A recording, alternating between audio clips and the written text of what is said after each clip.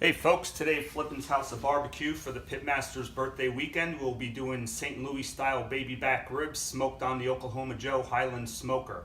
First, I'd love to give a shout out to Earth Sense in Dale, Wisconsin, and Diana Miller for her excellent customer service. Awesome company to deal with. Visit them at www.pellethead.com. So the first thing we're going to do with our ribs today is we've already gone ahead and cleaned them. On the one rib, you'll see that I've already removed the membrane off the back of the rib. This will help to make the ribs even more tender. So in order to do this, you simply grab the silver skin on the back of the bone, hold the rib tight, and just peel it off. You'll see it drags right off. So once that's done, we're going to go ahead and we're going to season these up with some Weber KC barbecue rub, and we're going to go ahead and let that sit for a little while we get our smoker up to temp. So we're going to go ahead and flip the ribs over. Dry our hands off a little bit, open up our Weber barbecue rub. Just going to go ahead and liberally sprinkle over both sets of ribs.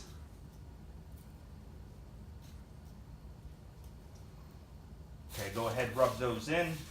I don't worry about doing the back because basically all you're doing then is just seasoning up the bones. So while that sits, we're going to go ahead and get our smoker fired up, and we'll be back in a little while to see you again. As you can see now, the newspaper is now catching and the charcoal is starting to flame up. You can see it coming up through the chimney itself, through all the little holes on the side.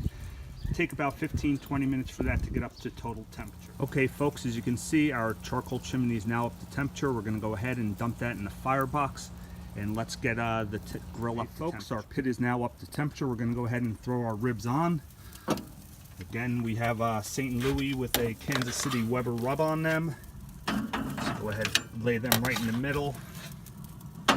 We have our ambient temperature probe for our Weber iGrill Q here to keep temp on the inside.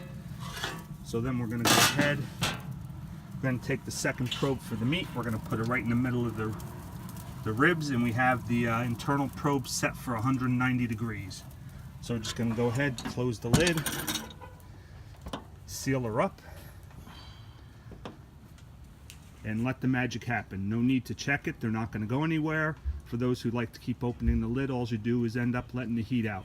Just let it go low and slow. They're not running away. If it's at the proper temperature, all they're doing is doing their magic. One thing I forgot to mention earlier, folks, is today's smoke. I'm adding some hickory splits and some apple chunks to the charcoal to get that nice flavor into it. Okay, folks, after 5 hours of smoking, we are ready to go.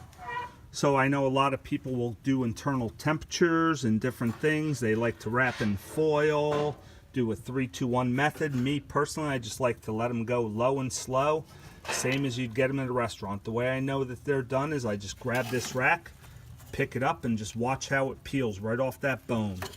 Look at these beautiful babies. No sauce either, because guess what? I like a spicy sauce on my ribs. I know others like a sweeter sauce on their ribs.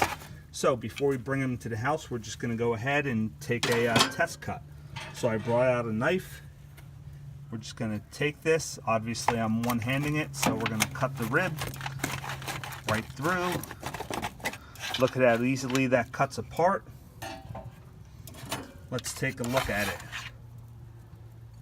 Oh, light, you can't tell, but what a beautiful, there you go, beautiful rib. Oh my God, so juicy.